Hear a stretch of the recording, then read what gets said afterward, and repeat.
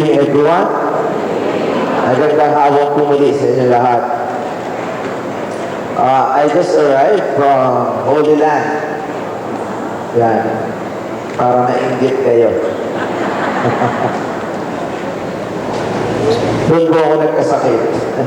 Nawalan ako ng boses. One thing I've learned from Holy Land is all about the shepherd. Yung pong pagkakaintindi ko sa pastol, it changed my whole perspective and the whole understanding of the real shepherd. Noong palang panahon yun, ang shepherd o pastol played a very important role. Kung baga sa panahon natin, siya ang pinaka-CEO or CFO o president ng isang company. Can you imagine that?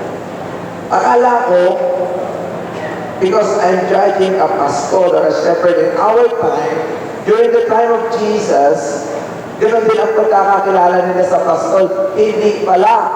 Ang pastor pala during the time, siya may pinakamataas na qualifications. Kailangan may doctorate. Kasi ang kayamanan ng isang bansa o ng isang hari nakadepende sa number ng ships, sa number ng tupa. Kasi wala naman noong building na malalaki. Wala noong perang napakarami. Ang batayan ng kanilang kayamanan ay sa karamihan ng tupa.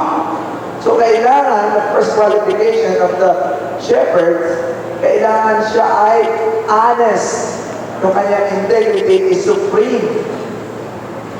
Kailangan siya ay hardworking, mayroong dedication. Mataas ang kanyang pagkakilala sa sarili, hindi siya sinungaling. Kailangan ang isang pastol matapang. That's why God describes Himself as this. I myself will look after and tends my sheep. As a shepherd tends his flock when he finds himself among scattered sheep, so will I tend my sheep. I will rescue from every place where they were scattered and when it was cloudy and dark. I myself will pasture them. I myself will give them rest. And daw, mga presidente or CEO, siya magbibigay ng day off kung pa sa panahon natin ngayon. I myself will seek out the strayed, the impure, I will bind up, and the sick, I will heal them. Can you imagine the qualification of a shepherd? Papagalingin niya rin ang may sakit. So, ang qualification ng shepherd during the time, doctor din. Healer. Alam niyo, meron ako natin, sa pag-travel ko at sa pag-heal, to pray over, even though I keep on saying to them, I'm not the one who heals. Hindi ako nagpapagaling. Ang Diyos. But somehow, may pamamaraan ng Diyos kung paano gumagaling ang tao. So ito ang gusto kong pagbigyan ng pansin ngayon. Bakit sa panahon natin ngayon, kahit sa cellphone, nahihil. Napakarami pong nagsasabit sa akin na nag-text with a Bluetooth, may mga picture. Isa po ako dito kilala, tuwing tataas ang kanyang sugar, mag-text. Sabi niya, Father, mataas ang sugar ko. So, sasabihin ko lang, okay, I will pray for you. In a minute, she will text back, Father, thank you. Wala na, normal na ako. Ako minsan, sabi ko, niloloko mo yata ako. Minsan, nakaka-receive ko ng email through cyberspace healing dahil meron ko kong healing prayer through internet, sa YouTube. Almost 500,000 ang clicks. Nahihil din. Meron po akong healing mass sa television. Third Sunday, sa Channel 2, 6 a.m. sa second and fourth Sunday, Channel 5, marami rin record ng healing. Pero ano ba ito? But there is something in common about these people who experience healing at sa mga uma-attend ng misa and how they experience healing. Kasi hindi lang naman yung touch. More importantly, my dear sisters and brothers, you will hear it yourself sa puso nyo. Maririnig nyo mismo ang salita, you're healed. Maririnig nyo mismo ang boses ng Diyos. Ang tanong ngayon ay, Father, paano namin malalaman kung boses nga ng Diyos yun? Big question mark. Talagang mahirap malaman. It's so hard to distinguish. It is hard to distinguish the Word of God and the voice of God if we are not familiar and if we're not used to it. Kaya kailangan yung tinatawag na consistency. We need to be We need to be consistent in communicating with our God so that we will be familiar to His voice. We will be familiar to His promptings. Ramdam mo kung yun ay Diyos ang nagsasalita sa iyo. Ano ba ang galing sa Diyos? Very easy. Huwag nyo nang lituhin ang inyong sarili. Kung kayo'y nalilito, huwag nyo nang ituloy. Meaning, don't pursue. Kung dito ka na, itigil mo na lang. Stop and listen to the very voice of God. Kasi the voice of God is so consoling.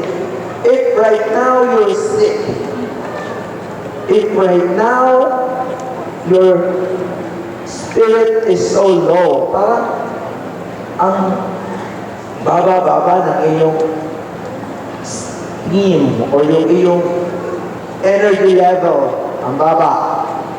And then all of a sudden, naramdaman mo ang Diyos, bigla ka nagkaroon ng energy. It's from the Lord. Pero kung na may full of energy, maya-maya, ano ba nangyari sa akin? Para ako nagkasakit? Yan. Symptoms that you need to pray more. Kasi tinatanong ko sa sarili ko, bakit ba ang Diyos is using me right now to heal people?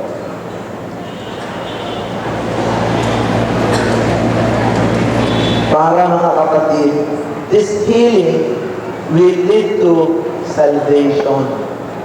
Yun po ang aking laging sinasabi, if this ministry will not lead people to salvation, sana Lord, tanggalin na ang gift na ito.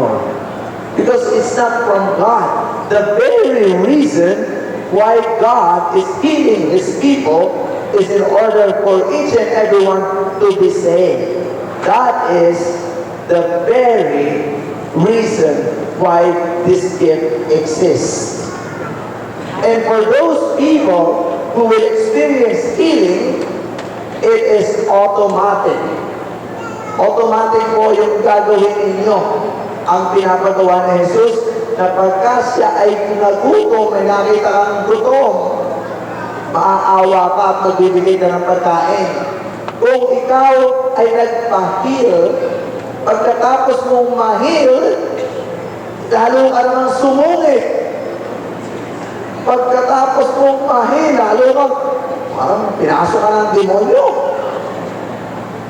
Hindi ang Diyos ang nag-heal. Alam nyo, lagi ko itong itinatanong eh. Bakit ang bansa natin, marami namang nagsisimba. Puno lagi ang simbahan, maraming naglulubina. Maraming nagro-rosaryo.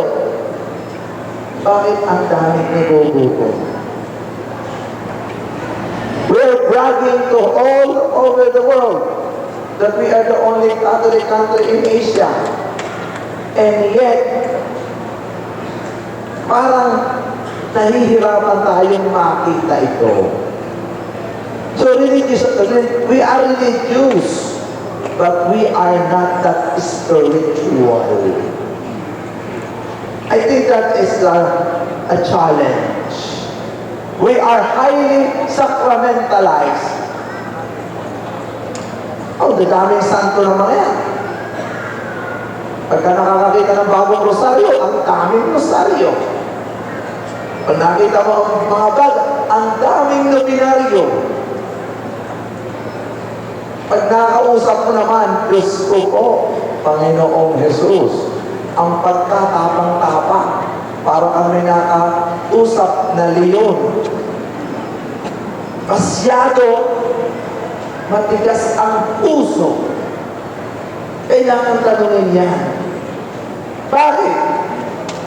Kasi that's not what our God wants. Kanina po, I had an opportunity to give a talk sa University of Santo Tomas.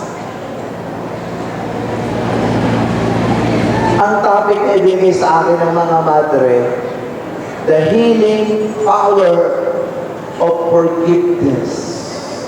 Sabi ko, Diyos ko, napapanahon yata ito, ayaw ko maging controversial.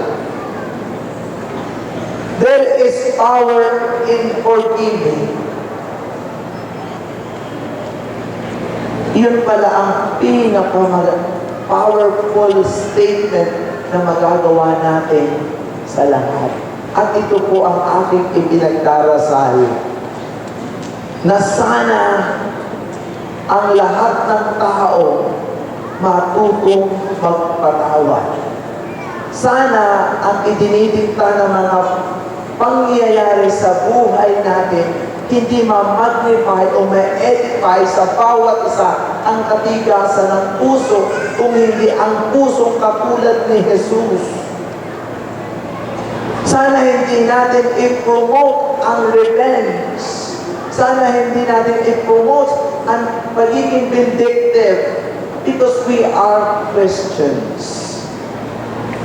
Sana ang ma-promote na, kasi there is this power of forgiving. You want to be healed, you need to forgive. Merong isang babae lumapit sa akin. Sabi niya, Father, alam mo sa lahat ng homily, isa lang ang natandaan ko. Ano yun? Gusto mong gumaling?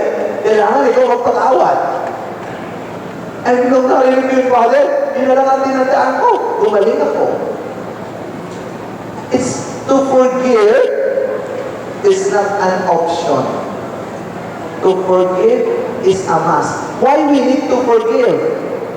Yun po ang sabi ni Jesus. Hindi po yung sabi ng tao. Last week, nandito po ako sa Antipolo. It's so strange. First time kong may nagpa-pray over sa akin teenager. Usually, ang umiiyak sa akin, mga babae, mga matatanda, mga nasa wheelchair, mga manang, yan, pagkakakita sa akin, mahabol na iyak. But this time, this is a young teenager. Kaya tinanong ko, how old are you? Ang sabi sa akin, Father, I'm 16 years old. Why are you crying? Are you dying? Sabi niya, no, Father. As a matter of fact, I'm not physically sick. But I have this hatred in my heart. There is this unforgiveness in my heart. Iniwan po kami ng tatay ko nung kami bata. At ang namuo sa aking puso ay galit. Na-paralyze po ako ng galit. Can you please heal me? This 16-year-old boy knows that he needs healing.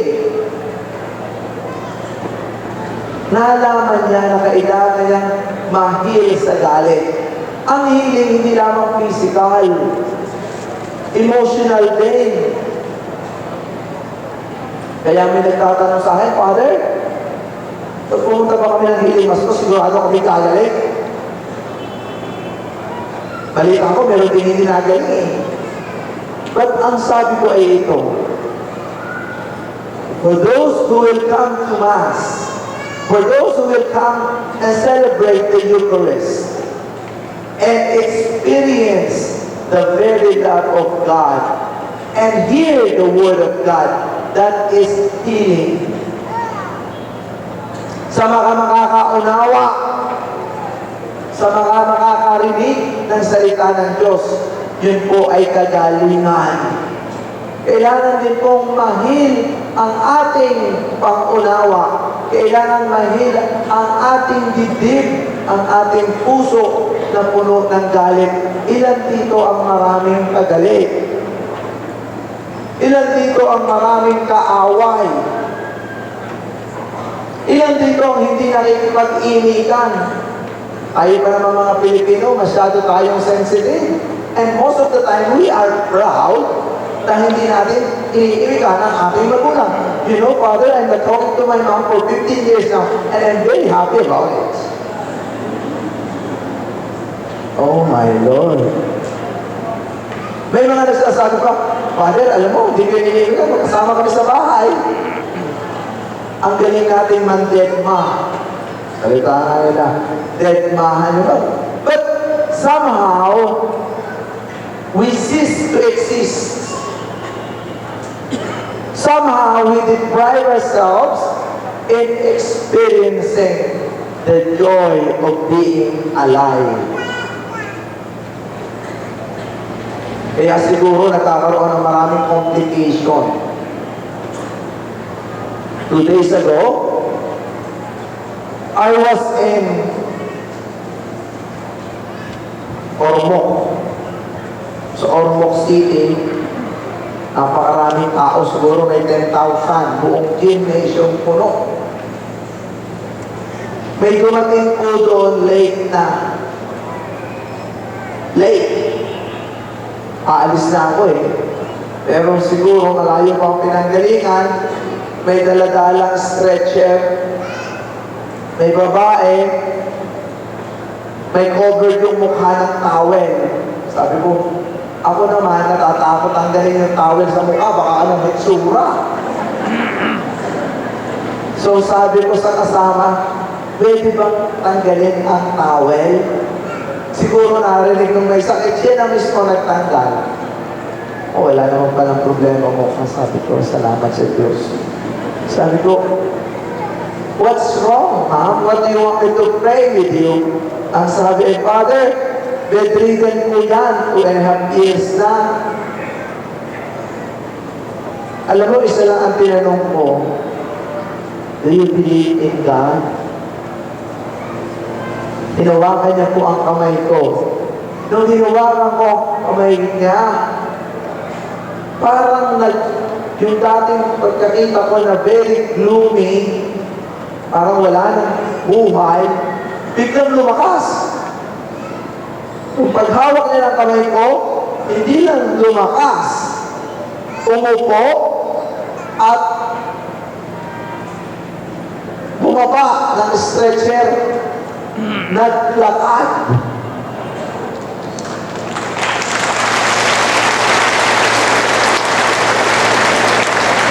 Hindi po magkaintindihan ang mga kasama. You know, one thing I realize, you know, our God, pagka pala hinil ka, hindi ka natatanungin, anong kasalanan mong ginawa? Nagsisimba ka ba? Marami ka bang utang? O marami kang pautang? Chismosa ka ba? Wala na, tinatanong ang Diyos. Wala na siyang pakialam. So the issue of sin never exists before God. Sin never exists before God. What God has is mercy. I want to remind each and everyone about our God. Our God is full of mercy. His mercy is inexhaustible, hindi nauubos. Ngayon, ako po'y nasa Holy Land, meron po akong pare na nakilala doon. Sabi na, alam mo, Father, 20 years na ako dito, ang dami na umumpisal. Kaya after 10 years, ang sinabi ko sa mga umumpisal, bago umumpisal, ito ang kanyang sinasabi, bibigyan kita ng 100 euro kapag ka ang iyong umpisal ay naiiba.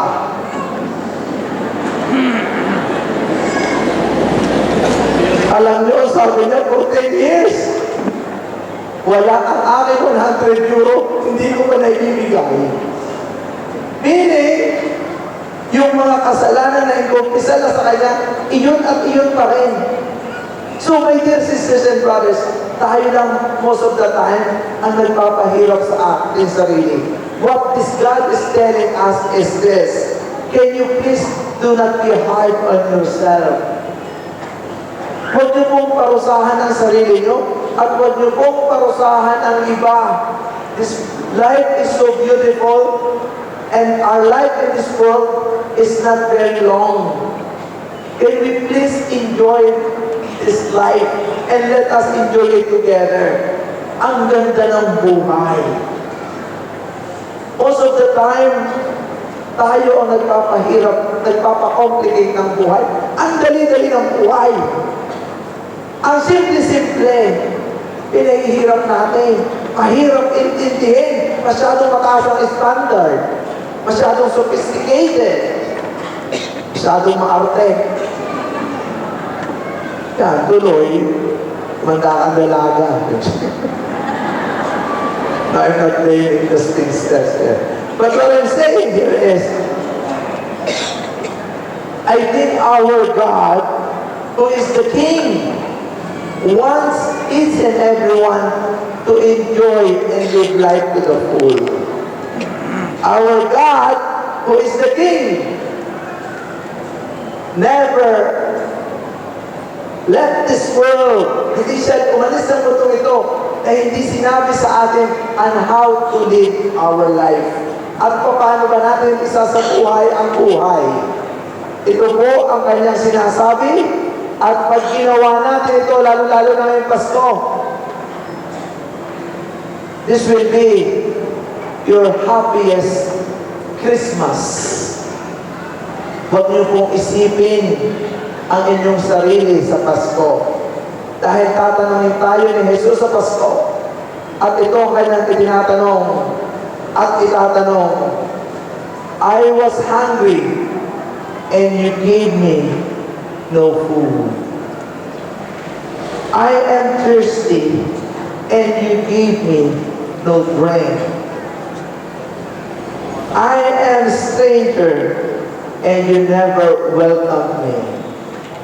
Naked, you never clothed me. I am ill, you did not care for me. I am in prison, and you never visited me. The same question that our God is going to ask you again and again. Christmas is giving, and we are now coming. This is the last Sunday of ordinary time. Next Sunday will be a new calendar in the Catholic Church. The first Sunday of Advent. And at the very end of our Catholic calendar, Jesus is reminding us yung kanyang itatanong na examen pagpasok natin ng langit. Ako'y nagutom, pinakain mo ba ako? Ako'y nauhaw, pinainom mo ba ako? Ako'y walang damit, binigyan mo ba ako ng damit? Lalo-lalo na kayo, sa katutak ang damit. Yun, mga tao, masakit ang ulo dahil hindi magkaintindihan kung paano i-match ang kanilang damit sa kanilang sapatos at kanilang bag. May mga tao po na sumasakit ang ulo tuwing lalabas. Dahil may kailangan nakamatch ang earring, sa pendant, sa medyas, sa sapatos. I-share po natin, and I'm telling you, kung kayo'y may sakit, gagaling ang inyong sakit. Kung kayo may hypertension, may mga tao po, tinuruan ko, sabi niya, kasi ako po I was a little bit uncomfortable eating with her all the time. Kasi tuwid po kumakain with her, isang tambak ang kanyang maintenance. May sa high blood, may sa sugar, may sa cholesterol, may sa hypertension, may sa diabetes. Isang ambak ang gamot. Sabi ko, magkano yan araw-araw? Ay, Father, umaabot ito ng 1,500 a day. Sabi ko, I'll give you a secret para mabawakan. Napatingin siya sa akin, talaga, Father, it will work? Yeah. Ano gagawin ko? Don't worry. Ay, Father, inaanak na akong, matagal na akong ganito, nag-worry. I will tell you why. Please tell me why I should not worry. Ba, magandang tanong yan. Ang sabi ko ay ito, pag nag-worry ka ba, gagaling ka? Hindi, Father. Sabi ko, the very reason why Jesus told us not to worry. The very reason why Jesus told us, do not be afraid. Kasi sinabi niya naman yan eh. Do not worry, do not be afraid. I am with you. Why? Because God alone, as a creator, can help us, can heal us. Wala pa po akong nakilala, itanong niyo pa sa doktor o sa specialist, nang pagkatapos niyang mag-worry, siya ay gumaling. Kadalasan, yung mga may sakit na nag-worry, namamatay agad. It's true. Hindi po sa sakit namatay. Sa complication, na-complicate. Hindi makatulog, hindi makakain. Sabi niya, anong gagawin ko, Father? Ganito. Di ba sa misa, marit ka, mayroong offertory. Minsan kasi ang tao, we Catholics, or somehow, during offertory, nakapokus tayo sa collection. Di magkaintindihan.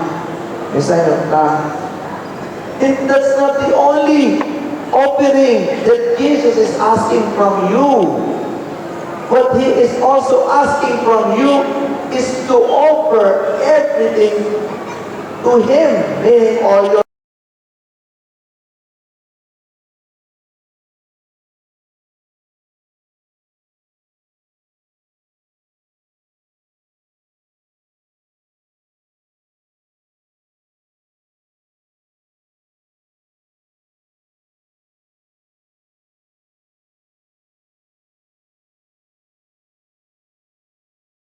worries. Diba, kayo may cancer, bigay niya sa Diyos. Diba, kayo may hypertension, bigay niya sa Diyos. Diba, po kayo may problema financial, give it to the Lord. You have high blood, may leukemia, may sakit. During offertory, Lord, I give it to you, my problems. Matutuwa pa ang Diyos. Alam mo, Diyos expert eh. Our God is so good in absorbing all our problems. Our God is an expert in helping us. At masaya ang Diyos natin kapag isinishare natin sa Kanya ang ating problema. So sa misa, ibahin natin ang style. Huwag kayong mag-focus sa koleksyon. O sa inyong i-offer dito. Mag-focus tayo ngayon that we are offering to God all our infirmities. This table is open and I myself will leave it up to the Lord with you, even my own problems. Yung problema ng bansa natin, ibigay din natin. Pagkatapos ng misang ito, pwede ba yung mga problema nyo, huwag niyong kukunin uli. Pagkabigay niyo sa Diyos ng inyong problema, ibigay niyo na. Kung sabi sa akin, ibig sabihin niya ba, Father, wala na akong sakit. Sabi mo, pumunta ka sa doktor bukas. But you are now a new person.